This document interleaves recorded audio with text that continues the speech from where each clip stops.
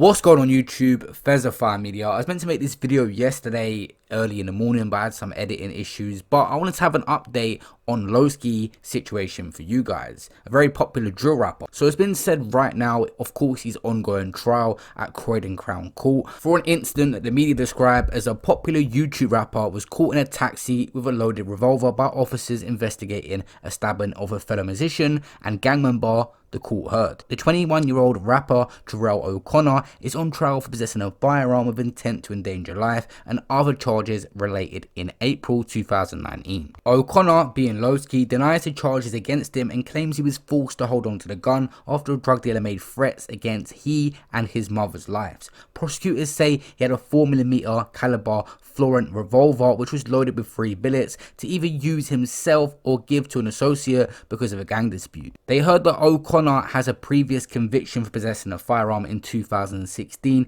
where he was sent off to a youth detention centre for having a sawn-off shotgun. The jury is due to retire and consider their verdict in the case later this week. That's why it could be a very sticky situation for Lowski because he's already got previous for these kind of charges. We know he did some remand time as well which will be taken off, but still a couple of years we could be looking at losing Lowski at his prime right now. And if he puts his case to bed, I do think we will see the best Lowski. When you got something like this in the back of your mind just awaiting trial dates and stuff, you don't perform as well in music, a fresh Lowski fully focused will go back to the top again, I'm sure of it. The court heard that when the Uber was stopped and it was discovered O'Connor had a revolver concealed in a sock underneath the seat. Given directions to the jury on Wednesday, Judge Elizabeth said they would have to decide whether they believed O'Connor's claims that he was in possession of the gun under duress, meaning that because he was forced to have it. She said that she would have to find O'Connor and his mother were in almost immediate risk of injury or death, and it was not reasonable for him to take any other course of action. It was said on the day before he was arrested, O'Connor was at home and had phoned several friends and had a friend over. Stuff like this don't really seem relevant. Why are they bringing up in court that he had friends around and he was phoning friends? They're just trying to prove that the people he was around at that time he was actually close with, and by opportunity himself he called them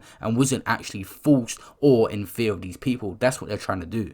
The judge Smaller said the prosecution say that Jarrell O'Connor is not under duress at the time at all and that he is going about his life, and that life would include willingly taking a loaded firearm out the next day. But if he was threatened, the Crown is saying he had other opportunity to take a different course. The judge reminded that O'Connor gave evidence that he did not tell the police about the incident because of repercussions and that he had been warned not to. Given evidence yesterday was the co-founder of Sony record label since 93. The label boss was asked if he knew that there was a 4-fingered gang sign in the video of Lowski's track Money and Beef. Did you know when you got to make it that the 4-finger sign in this video is related to the 410 gang? He said no. He was questioned as to whether he knew and advised O'Connor to stay away from certain people if he wanted to have a successful career. He said if I was aware of these individuals, I would encourage him not to hang around with them. In this period his career is starting to take him places he had never seen before. The detachment from his area, friends, etc. was becoming wider and wider in terms of his lifestyle and how much he was working. He was asked if O'Connor's mother had requested he steer him away from crime. He said O'Connor was kept very busy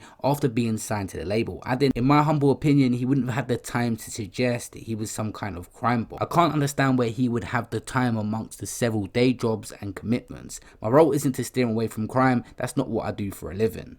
The question is suggesting I knew he was doing crime and I didn't know. O'Connor is charged with possession of a firearm and attempt to endanger life, an alternative charge of possession of a prohibited firearm and possession of a person with a previous conviction prohibited from possessing a firearm and possession of ammunition. The trial continues. I will be updating you guys on what happens with Lowski, so make sure you subscribe and press that notification bell. Peace out.